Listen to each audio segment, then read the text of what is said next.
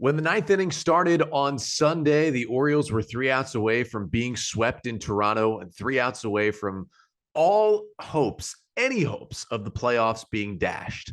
And then a little comeback happened, and the Orioles came back to win it on Sunday and at least avoided a sweep at the hands of the Blue Jays. And I'll recap the entire weekend series between Baltimore and Toronto coming up on this episode of the Locked On Orioles podcast. You are Locked On Orioles, your daily Baltimore Orioles podcast. Part of the Locked On Podcast Network, your team every day.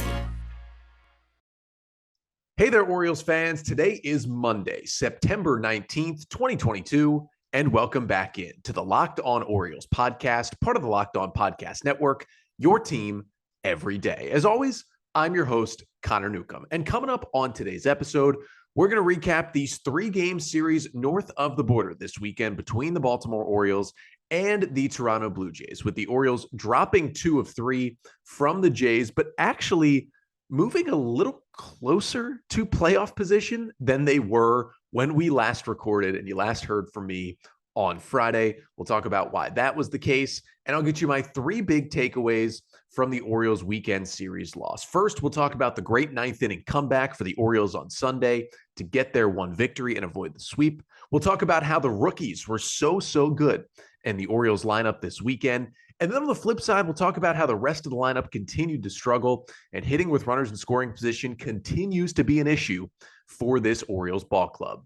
But that's all coming up on this episode of the Locked On Orioles podcast. Before we get there, though, just did want to thank you for making Locked On Orioles your first podcast listen of the day. Make sure you leave a 5-star rating and a review if you so choose on either Apple Podcasts or Spotify if you listen there. There's a new episode Monday through Friday every day of the week.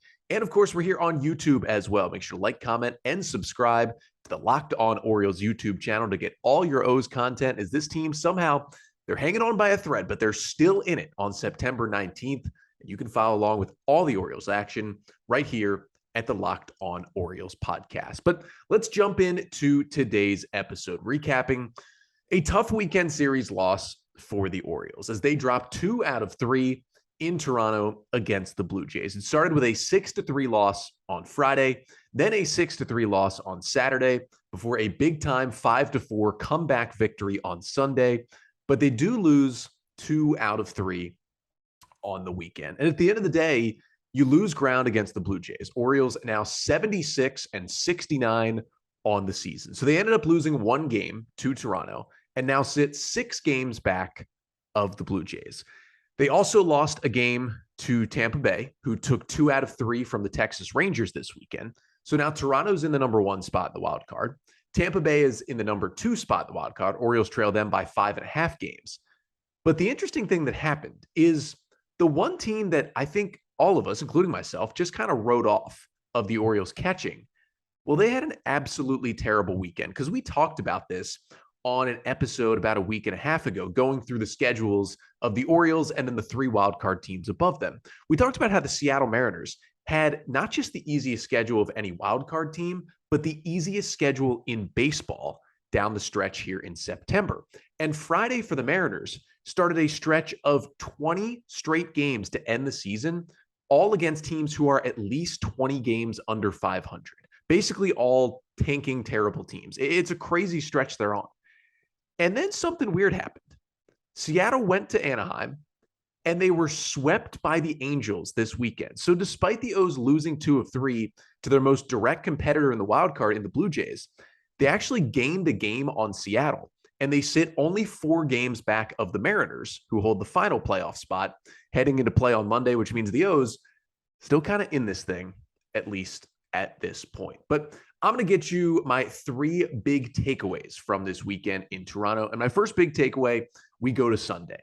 That ninth inning comeback for the O's on Sunday was huge for this team, huge for morale, huge for this offense, and huge for any kind of playoff hopes they had left here with a couple weeks left in the season. Well, if you didn't see it, didn't hear about it, here's how it went. The Orioles entered the top of the ninth inning, trailing 3-2 against Toronto. Jordan Romano, their closer, who has been great all season, came in for the Blue Jays, was 3 outs away from locking down a sweep and basically putting the nail in the coffin on the Orioles season in terms of at least getting a wild card spot. But then Brandon Hyde made some adjustments in the 9th inning, sent up some pinch hitters. And the Orioles, something they haven't done in a while, something they did a lot earlier this season, they started a late rally. It all started with Kyle Stowers, who was not in the starting lineup, but pinch hit for Jorge Mateo to lead off the inning. And it was a little interesting because Mateo did have an RBI double earlier in Sunday's game. Of course, all the speed he brings, if you can get him on base as the tying run, that's a huge factor. And he has been one of the worst Orioles hitters this year. But Hyde goes for the pinch hitter in the lefty Stowers against the righty Romano, and Stowers delivers, crushes the ball, liner, a 103 off the bat, leadoff single in the 9th inning. Then Hyde goes for the, pinch hitter we knew was going to happen. Robinson Chirinos was due up next, getting his start on Sunday. But I thought Hyde might go with Rougned Odor as the left-handed hitter. But Odor's really been struggling. So Ramon Arias, who did not start Sunday, he comes in as a pinch hitter. Wouldn't you know it? Ramon Arias with a base hit. And all of a sudden, the Orioles have 2 on with nobody out. Up comes Cedric Mullins. He draws a walk, and they've loaded the bases with no outs, trailing 3-2. And, well, the perfect guy coming to the plate in Adley Rutschman. He goes the other way for a 2 RBI single, grounds it through the left side to give the Orioles a 4-3 lead.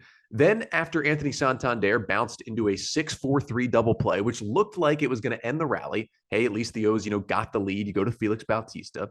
Gunnar Henderson comes up, and how about this? The Blue Jays intentionally walk with a runner on third and 2 outs. 21-year-old Gunnar Henderson. They send him to first.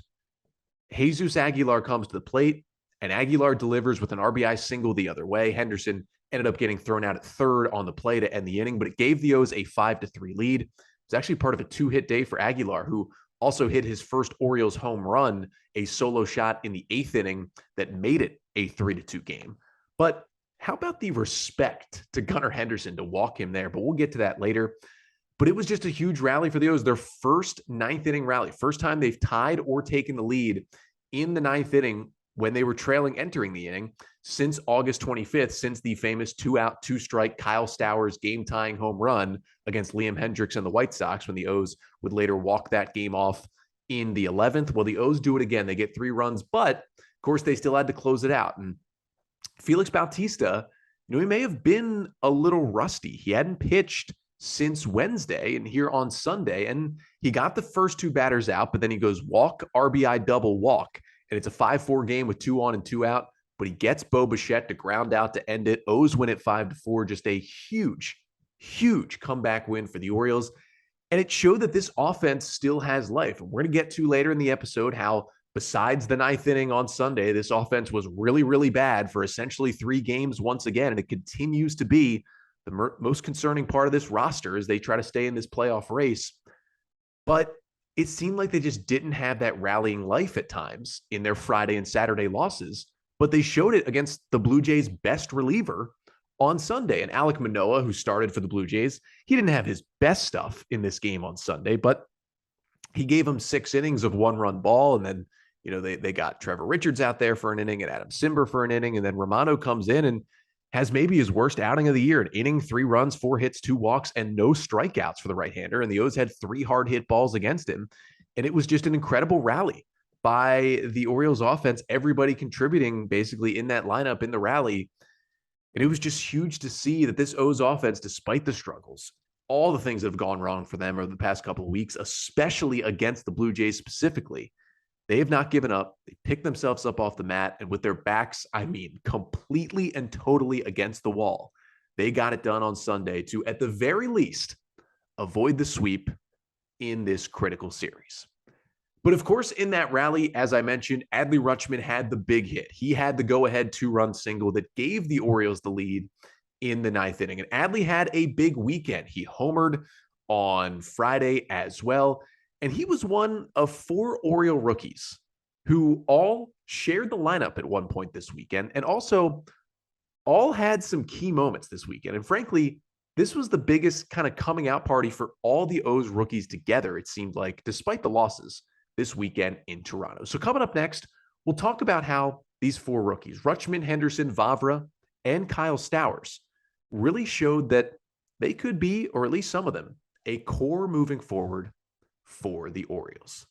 But first, I do have to stop and talk to you about betonline.net because it's football season while it's still baseball season.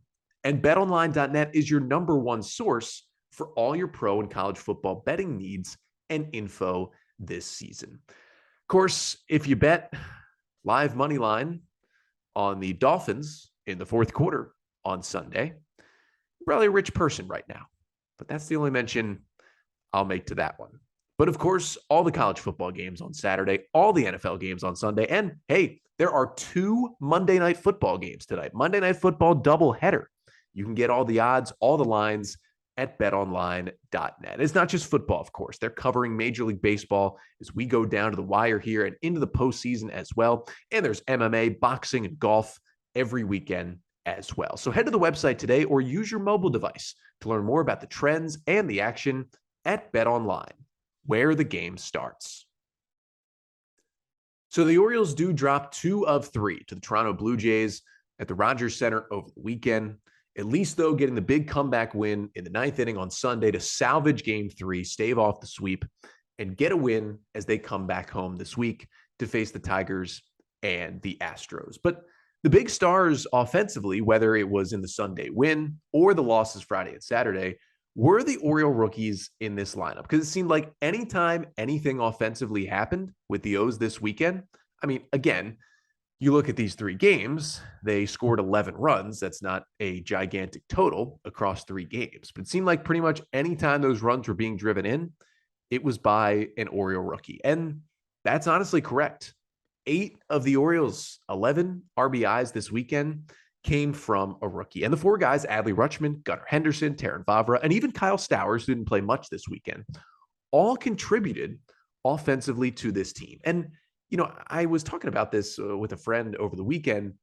It just kind of felt like, you know, despite how big those losses were Friday and Saturday, and obviously how much of a huge hit the Orioles' playoff chances took Friday and Saturday, you know, didn't have the best stuff from Jordan Lyles on Friday, giving up the big home run, and then Kyle Bradish just couldn't quite settle in on Saturday, and obviously the offense wasn't pulling it together, and you know, the bullpen, Jake Reed gave up a really key hit, and Joey Crable gave up a really key hit and just didn't have their best stuff. I still almost felt like not as upset with these losses Friday, Saturday, despite how big they were in the playoff chase, because at least the positives from the game all came from these rookies who are part of the Orioles' future as the future kind of collides with the present right now for these 2022 O's. And what I'm talking about is, let's start with Adley Rutschman. What a great weekend for him. He continues to be a stud. 5 for 11 as he started all 3 games for the Orioles, 2 at catcher and 1 at DH. He had a double, a home run, 4 RBIs, and 3 walks to go along with 3 strikeouts over the weekend. And he had some key moments. Of course, Friday, finally, his 11th home run of the season was his first home run from the right side. He hit it against Yusei Kikuchi in the 4th inning on Friday night. It was an absolute laser beam out to left field that gave the O's a 2-1 lead at the time. Adley from the right side, just absolutely crushing that ball, 102 off the bat, 378 feet for a 2-run bomb. And he has struggled. His splits, you know, he's hitting well under 200 from the right side, while he's been great from the left side. And I'm not concerned about the Adley splits yet, because he was actually statistically throughout his minor league career a better hitter from the right side all throughout the minor leagues. And then it's basically flipped on its head at the major leagues. But that home run really showed me he still has a good swing from that side. I don't think it's going to be a Cedric Mullins thing where he drops switch hitting in the near future. I think he just needs to get a full big league season. And again, you get way less opportunities from the right side because you face way less lefties. So, you know, it'll be a smaller sample size. I think as we get into next year and beyond, I still think long-term he'll probably be a better left-handed hitter, but I think the right-handed bat will catch up. And he has the big swing with the right-handed homer, his first of his career on Friday. And then, of course, he has the big hit Sunday. Of course, he drew 2 walks in the Sunday game, but also the go-ahead 2-run single in the 9th inning to give the Orioles a 4-3 lead. But that's kind of been Adley all this year since it's come up. He continues to have big hits for the O's. But then we go to Gunnar Henderson, who also had a huge weekend. And how about Henderson hitting 4th in the Oriole lineup on Sunday. He was the first Oriole rookie, or I should say the youngest Oriole hitter to hit fourth since 1976. That's how good Gunnar Henderson has been. He goes 4 for 11 over the weekend with a double, a homer, 3 RBIs, 2 walks, and 4 strikeouts. And for Gunnar Henderson, he basically had a either big or cool moment in each of these 3 games. You go to Friday, he hits his second career home run. And, it didn't really play a factor in the game. It was 2 outs in the ninth. Orioles were trailing 6-2. There was nobody on base. But he does hit a laser home run and goes the other way for a solo shot in the ninth. Hit it 102 off the bat, 370 feet for an opposite field homer. Didn't really factor into the game, but he gets the home run. He has the Orioles' biggest hit on Saturday, comes up with the bases loaded and 1 out in the Saturday game, and lines a 2-run single into right field in the 3rd inning to cut the Blue Jay lead to 3-2 at that time. And then Sunday, he didn't have a hit, but he, had an intentional walk in the 9th inning of a 1-run game. And he's 21 years old, and it was just cool to see the Blue Jays pay that much respect to a guy like Gunnar Henderson at this point in the season. So great weekend again for Gunnar. And then how about Terrin Vavra? We haven't seen a lot from Terrin Vavra lately. Vavra did not play Friday, but actually got the start in the Saturday and Sunday games for the Orioles. Started in left field on Saturday, started at second base on Sunday, and actually stayed in the game the entire way. Was not lifted for a defensive replacement in either of those games, and he came up big. He goes 3 for 7 with a double, an RBI, and a walk, and no strikeouts. Put the ball in play every time he went up there, which is kind of what he's known for. And Vavra, after coming up to the big leagues, he sat for a few days, finally got into the lineup, had a hot streak, and then went really cold at about a 1 for 24 stretch. And that kind of put him on the bench for a while with Rougned Odor and Arias, and obviously Gunnar Henderson coming up, getting more playing time. But with Odor getting hit by the pitch on the hand and then really, really struggling lately, Vavra is getting his chance. And it's helped that Austin Hayes has struggled as well, and Vavra can play the outfield. But he got his chance again this weekend. He made back-to-back starts in the Oriole lineup for the first time in a month. The last time he had started back-to-back games was August 15th and 16th against the Blue Jays. And it took until September 17th and 18th for it to happen again. But he gets the 3 for 7. He, ends up with an RBI knock in the 8th inning on Saturday that made it a 6-3 game. He worked some good at-bats in both of these games. Of course, he had a knock on Sunday as well. And it's just kind of impressive to watch him up there. And after that tough streak, kind of looks like his bat is back to what it was when he first started playing with the O's. And that was nice to see. And then there's Kyle Stowers, who, again, didn't get a huge chance this weekend. He did not play in the Orioles Friday game. He starts Saturday, goes 0 for 3 with a walk and a K as the DH.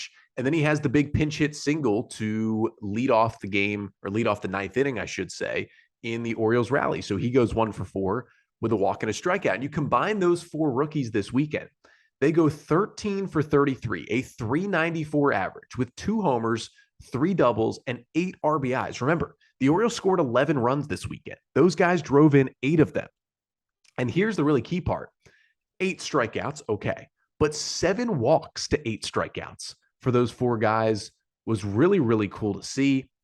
And if they're going to lead this order and the offense is still going to struggle, but at least those guys are going to pick up the hitting, those are the guys you feel like at the very least, Rutschman and Henderson, and potentially Vavra and Stowers too, are going to be back next year and be a part of this Orioles 2023 lineup.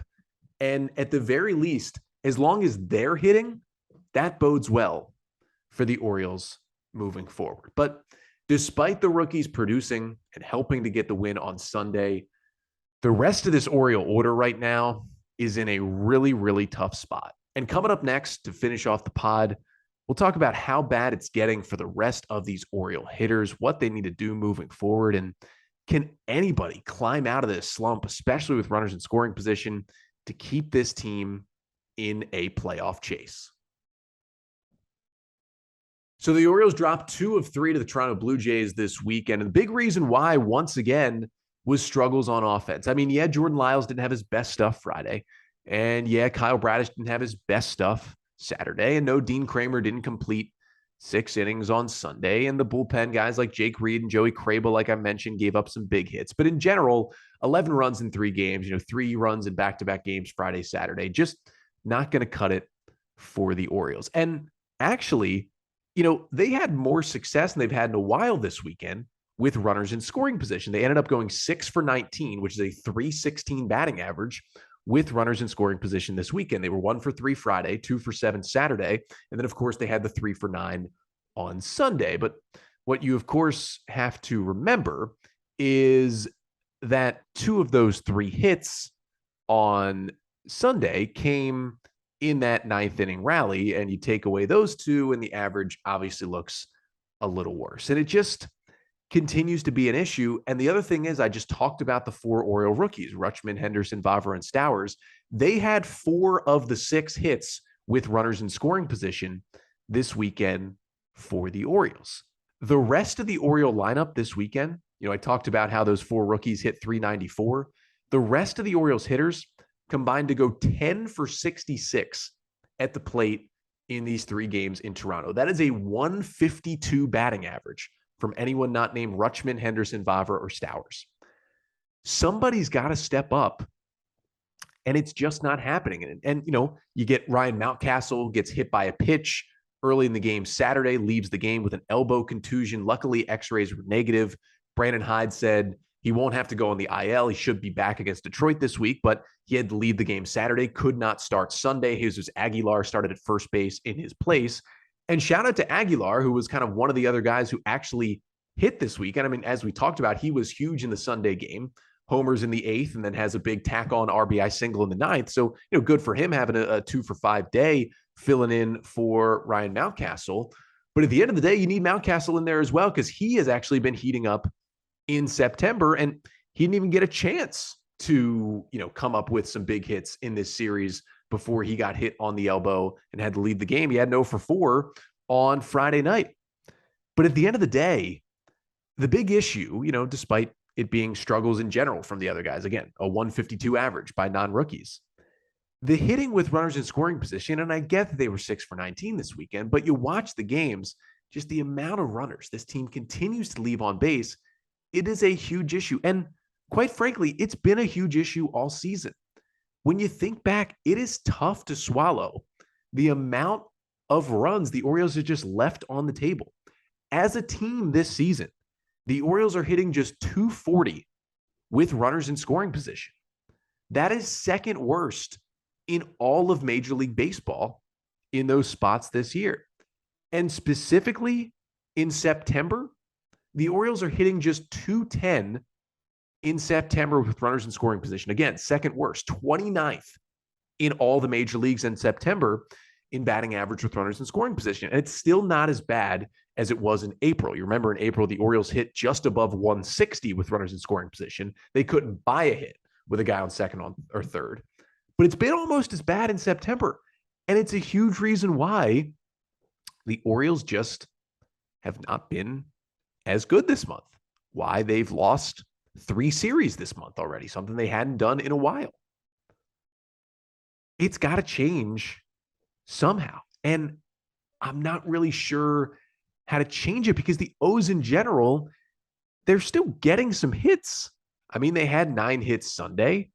They had 9 hits Saturday. 5 hits isn't great on Friday, but 9 hits is still a solid number in a 9-inning game. And they defeated one battle. They won a day game on Sunday with the comeback victory. They hadn't done that in almost 2 months. So if you can get over that hump, I can hope you can get over this runners in scoring position hump as well, because they're just leaving an absurd amount of runners on base and in scoring position. You're having guys like Anthony Santander just really, really struggling in those spots. And it's not just him, but he had a tough weekend, especially with runners in scoring position. And it's one of those things where it's very situational. And, they're also not getting the RBI groundouts, the sac flies that they need. That's something that's not happening. But those can only do so much. You need the hits at the end of the day to really put together big innings and win baseball games against good teams down the stretch. Now, they're not getting sac flies, and the sac flies would certainly help. But at the end of the day, you still need the hits, and they're not getting those at all. And again, Gunnar Henderson's been good in these spots, and Adley has come up big in these spots. Terrin Vavra had a good weekend, but those guys can't hit in all 9 spots for the Orioles. So somebody's going to have to step up. They're going to need Santander to start coming through in those situations again. They're going to need Ryan Mountcastle, hopefully, to be back quickly from this injury.